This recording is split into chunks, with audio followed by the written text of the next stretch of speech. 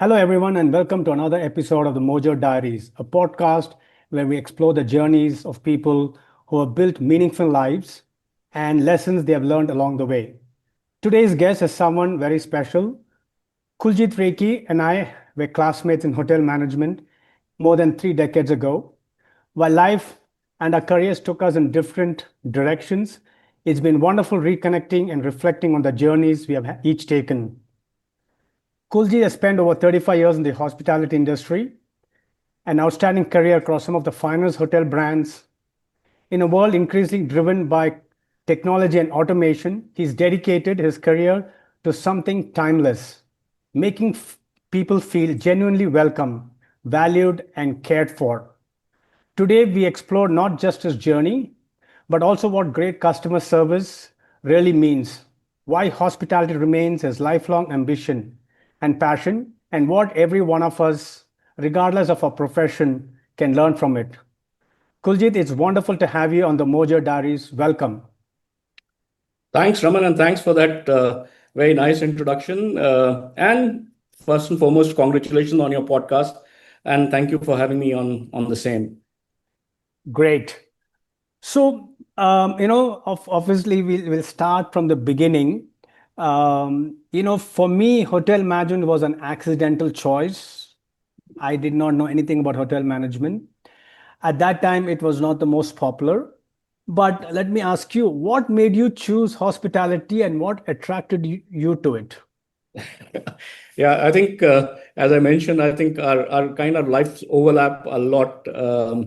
So so what we've done in the past and what we're probably doing right now, there's a huge overlap. And why I say that is because for me also, hotel management was an accidental choice. Hmm. And I wish I had a glamorous story of passion for your viewers, but unfortunately, no, it's not there. Like any other young kid, we were forced by our folks to pick up engineering or doctor, and in my case specifically, armed forces. But I guess as a kid, when you're filling out those captive forms after school, the luck just simply clicked hotel management for me. And to be honest, I went blind to IHM Bangalore. So hospitality was not a plan. It was a happy accident that became destiny. So it would be fair to say that hospitality chose me, and I not me choosing hospitality. Well, hospitality is gain, I would say. Just a quick follow-up. Was there a defining moment at somewhere down the line when you said, "Oh my God, this is where you belonged"? When you're moving from North India and protected home in North India, and you go down to Bangalore in a hostel, you have kind of a pseudo confidence that comes with it. Mhm. So it kind of told me to halt, observe, stop, listen, and adapt. I think those aspects kind of helped me to navigate that particular time. Yeah. Um, as I reflect now, one of the most fascinating things about you is for all these years, you have stuck to the hospitality industry, right? And that speaks to your kind of passion and commitment. What kept that spark for you, with you for more than 3 decades? Yeah. Interesting, Raman, because I think after 37 years in the hospitality industry, I've come to one conclusion, and that's my belief actually, that either you quit the industry in the first year itself, or you become so resilient that you can last for a lifetime. And I think the reason I say this is because this industry kind of teaches you a lot. It makes you an all-rounder. Not many industries you can say that you would be able to learn at the to the extent that this industry does. Uh, I have to also, to be honest, initially the unpredictability of the industry kind of terrified me. Mm. Uh, everything would be new every day. It kind of threw you into the sphere of unknowns. But as time grew, something shifted. I began to thrive on that uncertainty. I started enjoying the aspect of what next, what new learnings, what new issues, what new problems, and so on and so forth. I found myself that I suddenly started having an addiction to this adrenaline, which came with the unknown. So probably that was one aspect that kind of got me going. Uh, and the industry teaches you a lot, so that learning on a daily basis kind of helped. But when I now kind of reflect back on those 37 years, I think one aspect that really became a glue was the people in the industry.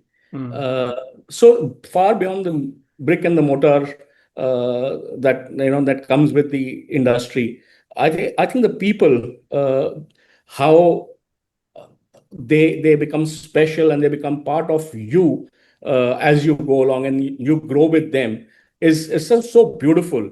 Not many industries, you have the human interaction to the level that you have in the hospitality industry, whether it's your guests, whether it's your suppliers, and more importantly, whether your colleagues or employees that are there. So I think that human touch kind of is something that I thrived on. Um, yeah, I think for me, to date, the high point still is that somebody knocks on my door and says he needs a solution to this particular aspect, or he needs or she needs a problem solving or mentorship or Hmm. coaching. That aspect of human touch, human interaction is something that I really thrive on. You did say about challenges, and I know I had my fair share. I was in the hotel industry for 20 years. Um, so, did you ever think of leaving at any point? Like, hey, you know what? I can't be the sole man response for so many people's problems. I want to mind my own business. Did you have a moment? I I'm not too sure. I Yes, you had your weak times, you had your weak moments, but I think, as I said, that the industry kind of makes you a resilient all rounder. So I think that resilience kind of overcame any fears or any anxieties or any thoughts that one developed on leaving the industry. No, I don't think I would have uh, left for any other industry. I think I still quite enjoy this industry. Okay. Hey, we spent 3 years in the hospitality industry together and we learned a lot of things. But if you now were to look back, what's one thing you learned that real life definitely proved it wasn't entirely true? So that's you're talking about the college life, Yeah, or college, like whatever we learned in college about hotels or hospitality, and there were a lot of things we learned. But as you started working, what was one thing that you can definitely say, hey, that was not entirely true? to kind of sum it up and say that what we learned in college and what was in industry, and one thing that was not true, I think that would be a little harsh on our education system. But these topics of what is learned in the college, we can have another podcast on that. So Mm-hmm. let's not bring that here. But I think one aspect that I definitely feel that there's a gap between what is expected out of a person who's graduating from the hotel management school and in the industry is the aspect of human relations. Mm-hmm. uh, I'm not too sure I can recall if we had sessions in the college on human relations. The anxiety that an individual has as a colleague or a workforce when he's trying to reach for work on time, Mm-hmm.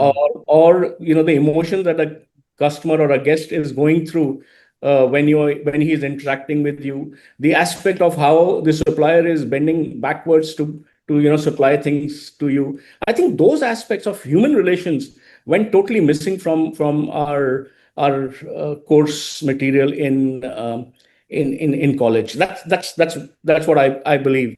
Yeah, if we had a little more case studies, if we had a little more interactions with people from the industry, I guess things are changing now. But I just feel that at that point in time, we were kind of thrown at the deep end, and we were expected to manage people, we were expected to handle the human relations, we were expected to handle guests with various kind of issues, problems, emotions, whereas we were technically not prepared. I mean, Mm-hmm. yes, your organizations kind of build that for you. But I just feel that if that foundation had started in the college, things would have been far more different. I think I agree with you 100%. Also, when we did such so-called training, what was for a month, I mean, we would always be put at the bottom of your bottom of the food chain, just do some menial tasks. But somewhere, if we had kind of learned, or somebody taking the time, even if it's one day a week, to tell us, hey, this is the problem, this is how we did it, it could have been a much richer experience rather than just saying, hey, I know I came out how to peel carrots and onions and potatoes. So anyway, Absolutely. that's Yeah. a whole nother thing. So Kuljit, you've spent such a wonderful time in serving guests and building hospitality teams. What is great customer service to you? So I think the moment we start branding our guests as customers, I think we've kind of lose the essence of what a great service is. The moment we call our guest customers, we've kind of lost the plot. And Mhm. I think a lot of businesses do that. I mean, we call them um, customers, and hence, by the extension of definition, they become um, a number, or they become a transaction. Transaction, yeah. Yeah, as opposed to a guest. Guest, like in our culture, Atithi Devo Bhava, where he's next to God, and and it's what's true is that as Indians, hospitality is ingrained in us. It comes naturally to us, as opposed to has to be taught. I mean, that's why when you go to a European hospitality college, they first are teaching you hospitality. Here, nobody has to teach us hospitality because that's ingrained. But I think Mm-hmm. for me, the biggest disconnect I have is the moment we confuse between a customer and a guest. For me, a great service is where we are able to build loyalty, where we with the guest, and that doesn't come easy. Yeah, loyalty doesn't come easy, because we don't understand a lifetime value of a guest. So I mean, for me, interaction with Raman is just an interaction. It's not putting a lifetime value to that interaction. I mean, Raman will do 100 more podcasts. Will he invite me again? Will he not? And so on and so forth. So similarly, in the hotel industry, are we looking at just that one meal the guest had with us, or we are trying to see as to how many referrals, how many returns, how many positive social media interactions will he create? Unfortunately, a lot of us get bogged down with the financial aspect of that transaction. Hence, we lose the aspect of great service. So for me, great service is making sure that we build loyalty as opposed to just a transaction. Uh, so is great um, guest service, I will rebrand it, not customer service, guest service. Is this a process or a mindset for you? I think many organizations just continue to live in their paradigm where they see things from their own perspective. I think there are three critical parts in that: people, product, and process. So the organization, when they see things from their own perspective, they forget I mean, I'm not saying forget, but they do not prioritize the aspect of people, and they prioritize the aspect of process as to how will they contain costs, how will they ensure that the standard operating procedure being followed, and so on and so forth. And I'm not saying that these are not important. These are critical to success of any organization. But I think the prioritization is that the organization has to see any of their decision making from a guest perspective as opposed from their own paradigm. I think that's where the biggest difference is. You will be able to deliver great experience, great guest service, if you start seeing from guest perspective. So with then the cliched sayings of exceeding guest expectations and Mm-hmm. wowing the guest every moment of truth and all of that. But I think critical for me is making sure that you start seeing things from the guest perspective. And a lot of us, I mean, including ourselves, we've many a times have failed to see that from that perspective. So just a little bit on that. Do you think great customer service is unique to hotels, or can it be, you know, adopted to, or can industries like banking, aviation, can they all learn from hospitality? So any service industry, absolutely. I mean, any service industry can learn from hospitality and vice versa. I mean, hotels have learned a huge amount from airlines and the other aspects. But yes, wherever there's a interaction involved, and and the moment the interaction can be converted into loyalty, all service industries kind of can deliver high guest experience. And the reason I'm saying it is because I think there's one aspect which I believe in a lot, and that is called the moment of truth. A moment of truth is where you have a positive or a negative interaction with an individual your organization has with an individual guest, which can create a lifetime opinion of your organization or your service or your product. Mhm. And I think service industry has to create positive moments of truth on every step of interaction.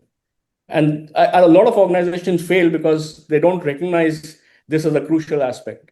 So whether it is in banking, let's say the interaction that the guest 60-year-old has with the teller, I mean, is he being treated specially, or is he being treated just like a number? Mhm. Or in the hospital, are you being treated as a patient number, or are you treating as an individual by the name? So I think for me the crucial aspect is, for great guest experience, any service industry has to recognize what is their moments of truth and eliminate negative moments of truth as much as possible. Talking about moments of truth, that kind of perfectly sets me for the next question. Over the last 3 decades, I'm sure you've had some amazing guest experiences, either that you have been part of or you have created it personally. Um, can you share one such guest experience that kind of captures what you say about hospitality, or the essence of Oh, hospitality? wow. Okay. I think after 37 years, you would have many. But I think one that strikes me the most is probably was the most difficult time that I had as a general manager. And it turned out to be the most memorable for me, at least. Wow. The reason I'm saying this is because of a technical hitch and a failure, we had an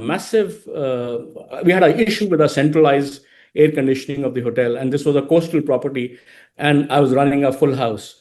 And while we got into the mode of service recovery and making sure that our operational plans were in place as to how do we get into damage control. So we were out booking our guests, we were canceling our reservations, we were informing our guests, etc. Uh, while that was happening, I had a large group of corporate um, guests who were staying for a long period in my hotel. Hmm. So I did approach the gentleman, the leader of the team, and I did mention to him that I have this problem, and we would like to move you to another hotel.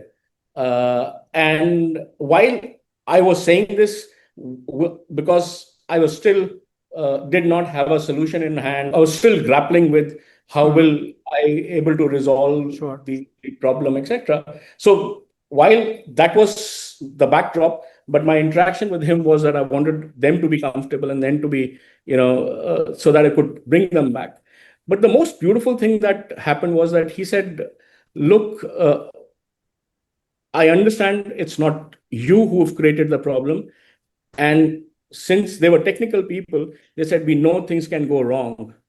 So we choose to stay back in the hotel regardless of what is working and not working. And they had some few requests, which were not out of ordinary. I mean, open few windows and organize some fans and pedestal fans, etc. But I think what it taught me was, I think it's linked to what we discussed earlier. What it taught me was that the human relationship can actually forge or it can spook out any problems that you may have, or any fault lines that you may have in your service delivery. Uh, if you have built to that honest rapport and loyalty with your guests, I think the guests will stand by you regardless of what you can deliver or what you can't deliver. I think for me that was the most beautiful day. While I still was stressed, I still had my problems to solve, etc. But that burden going off my chest, saying that the guests are standing by me, was a great thing. Fantastic. And I think going through that and the next day, I'm sure you had such a much better learning experience and you felt so positive about it also. I think it turned a little bit of a bad experience into a amazingly Yeah, positive experience. yeah, just a rejoinder on that, and I think this is again a lot of people from the operations will probably be able to understand that when you are in the operations, things will fall. I mean, Yeah, all your standard operating procedures are in place. You know, you want to say that nothing. I will build a foolproof operation, but in the service industry, you will have those challenges where one day things will go wrong. I think how you recover from this is more critical uh, than just the aspect of uh, you know making sure that all nuts are tight and all bolts are screwed up. Yeah. absolutely. Um, so, Kuljit, you had an amazing career at ITC, and then suddenly one day you decided to move overseas. You know, what inspired that decision? Because us, us friends were like, what is he doing? So what inspired this decision? How did that shape your journey also? Yeah, a great question. I think so. ITC was my alma mater, and Yeah, it gave me a total solid foundation. Taught me how to think as a professional, honed my creative insights and my instincts. Gave me a great professional vision, and as I said earlier, it grew me into a all-round professional hotelier. I owe ITC a great deal. I mean, no doubt about that.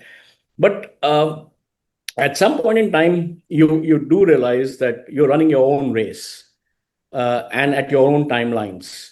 And at that point in time, at that stage in my career, I realized that I was looking for a new frontier. And so Kenya calling actually stemmed from a genuine desire of a challenge and to test my capabilities in an unfamiliar ecosystem, cultural differences, different backgrounds, and also, if I could, share my learnings across the borders, so to speak.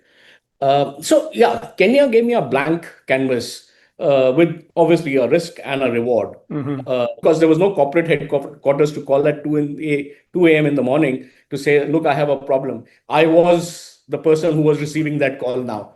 So I had to rely on my instinctness, cultural adaptability, on my gut feels, etc. But I think the the the aspect was that while it was a challenge, but it was a very rewarding challenge because okay, you kind of put into use processes, aspects, and you saw change coming in. You saw the cultural change coming in, the way your colleagues were able to adopt your thought process, etc. So that was very, very rewarding. So I think Kenya grew my soul, so to speak. wow, interesting. But I mean, I think I'm sure you would have had your, kind of anxiety when you were making the move, but I'm sure it all paid. But in the end, and you had I mean, you were there for quite a long time, so I'm sure it really helped you. Let's move a little bit beyond hospitality. I know you kept saying all-rounder, right? But definitely in this one aspect, you were not an all-rounder, and I will tell you about cricket. You were our fastest bowler in our team, and I'm sure you had a wonderful career. Did you ever think that you could become a serious cricket player? Was it even a thought? Because I'll tell you, when we had those net practices, I did not want to face you because I know it'll be my knuckles or something just breaking down. Yes, we had good fun, but did that ever, occur to you that you could have made it as a cricket player? I wish with the kind of money that the cricketers are making these days. I mean, I wish we had chosen our careers more wisely. Uh, yeah, no, I think the fact that we did not have the kind of exposure that is available at this point in time. We do not have we didn't have the coaching centers, or at least we were not exposed. Yeah. Maybe the background that we were coming from, and I think I can also very safely speak from your side, because your spin bowling was equally lethal. As But as as Sehwag says, he doesn't consider off spin a bowler at all. So I'm sure I've been a meat for somebody. Yeah. Now I think that's a theory, but I think in those days, uh, True. yeah. But no, it never occurred to me. I think we played cricket for the fun of it. We enjoyed being together on the field. I think the entire team was absolutely fabulous. We enjoyed each other's company, and we enjoyed each other's success. I think that was very important for me. I think I'm not going to take names of the hotel chains that we were pitched against, but I think we beat all of them undoubtedly. And I think, yeah, I enjoyed each other's company more than anything else. That was what I enjoyed. I have to add one more thing. I was looking forward to the grand lunch. Believe me. I was looking for that, especially from compared to our cafeteria food, we were looking Correct, forward correct. to that. So, yeah, I think our motivations were misplaced. At that day and age, what else is that? That's all. I mean, it's exams and food, right? That's it. We didn't have Yeah, anything else to worry about. correct, correct, correct. So now we have reached to the point of, my favorite part is reflection. So, Kuljit, if you could meet that young Kuljit on his very first day after graduating from hotel management, what advice would you give him?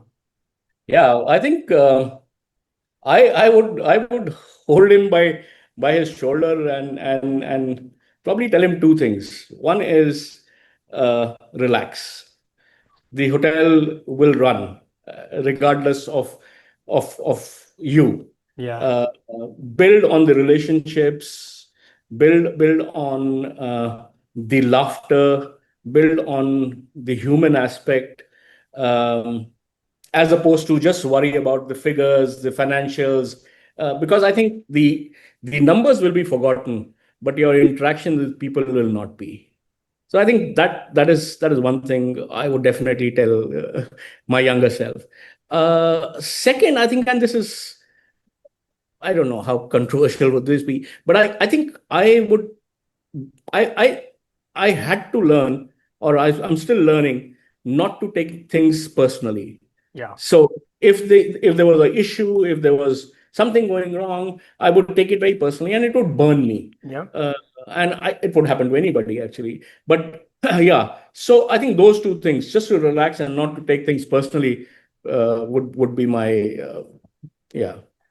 I again 100% believe in that.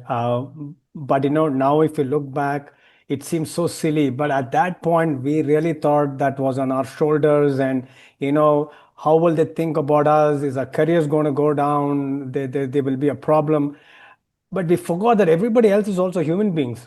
Shit happens, and and the point is, how do we recover, and how do we, like you said, service recovery, and what do we do? But yeah, I went through that process, and but yeah, I think that's great advice you will tell the young Kuljit, or anybody else who's listening to this. Yeah. So just a rejoinder on that, Raman. I think this is where I truly believe that aspect of mentorship comes into play. Hmm.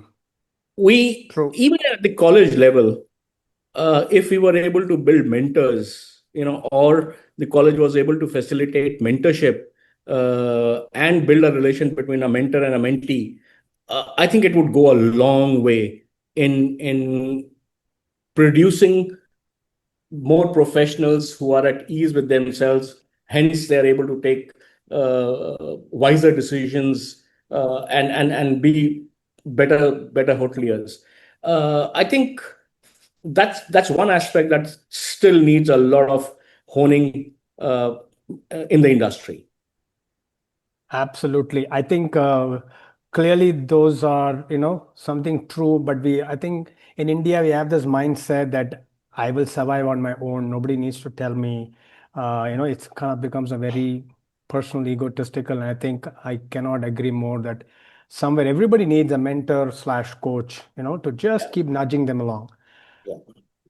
We'll come to the final moment of Mojo moment, Kuljit. For someone watching this video and who wants to get better, not just professionally, but making people feel genuinely valued, like you have done in so many years, what's one small thing they can start doing tomorrow morning? Okay. I think true listening. When I say, I think we all listen. We are listening to each other, but do we really do true listening? Mm, And by let me just extend that thought. And what I mean by that is that, do we really understand your sentiments? Do we understand your position? Where are you coming from? What are the anxieties? I think as we are very quick to judge as to what is being said and under what backdrop it's being said. But if we are a true listener, we will understand, appreciate, and hence help the individual in taking the right course. So I think true listening to me is a critical factor.